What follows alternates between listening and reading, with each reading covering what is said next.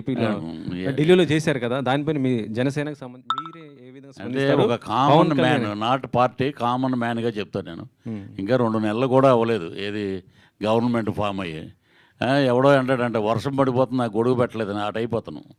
అతనికి ఏంటంటే రాజకీయం ఏదో కమర్షియల్ బిజినెస్ ఏదో చేసాడు. మేమే వచ్చేస్తున్నాం మళ్ళీ అనుకున్నారు. అది జరగలేదు. ప్రజలు చీకొట్టారు.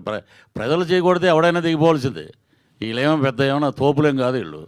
ఎందుకంటే ఒకటే ఆదరించారు ప్రజలు. ఏంటంటే ఇతను మళ్ళీ వచ్చాడంటే రావణ కష్టం అయిపోద్ది రాజ్యం, రాష్ట్రం నాశనం అయిపోద్ది అనేదే పక్కన కూర్చొని ముసిముసిన అవుతున్నాడు చూడండి.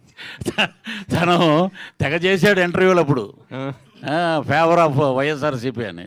సో నేను ఒకటే చెప్పేది ఏంటంటే ఎక్కడైతే ప్రజల్లో ఒక భయంకరమైన మార్పు వస్తుందో దాన్ని ఎవడో ఆపలేడు దాన్ని.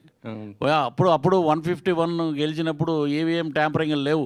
ఇప్పుడు వచ్చినప్పుడు ట్యాంపరింగ్లు హత్య చేశారు అది ఇది అని అంటే, ఈరోజు ఢిల్లీలో ఒక మీలాంటి విలేకరి, నేను హ్యాట్స్ ఆఫ్ అని అతని నెంబర్ కనుక్కుని నేను ఫోన్ చేశాను.